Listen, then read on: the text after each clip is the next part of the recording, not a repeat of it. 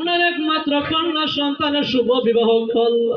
তোমার মায়ের বান্দার শুভ বিবাহরে তুমি কবুল আর মঞ্জুর করে নাও। আয় আল্লাহ তাআলা, কত কষ্ট করে এত সুন্দর ইন্তেজামের আয়োজন করেছে।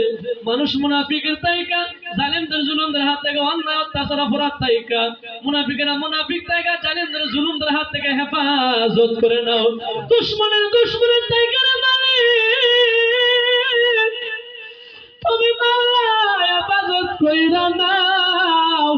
তোমার মায়ের বান্দা বিংরাজ মিয়া সাহেবের শুভ বিবাহের কাজের মধ্যে তুমি আল্লাহর প্রদত্ত নিয়ামত আর রহমত কুদরত আর বরকত তুমি আল্লাহ দান করে দাও। সুন্দরভাবে তোমার মায়ের বান্দারে শুভ কাজগুলো সম্পূর্ণ করার তৌফিক তুমি দান ফরমাও। আয় আল্লাহ তাআলা, উনার কন্যা সন্তান এবং আল্লাহ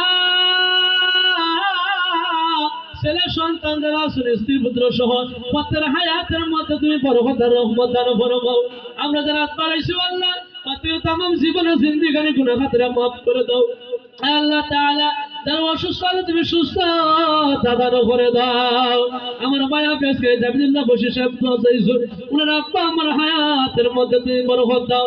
আমার কলিজার টুকরা ইমন রেজার হায়াতের মধ্যে বরকত দাও। আমজাদের হায়াতের মধ্যে বরকত দাও। কাসম আলীর হায়াতের মধ্যে বরকত দাও। আমার মুখলিস ভাই সহ, রাসেল ভাই সহ, আমার কোন জামাই সহ যারা হাত বাড়াইছে আল্লাহ মালিক রে, তোমার কাছে আখরি ফরিয়াদ রে মালিক, আমরার হাত রে খালি হাতে মিলাইয়া দিও না।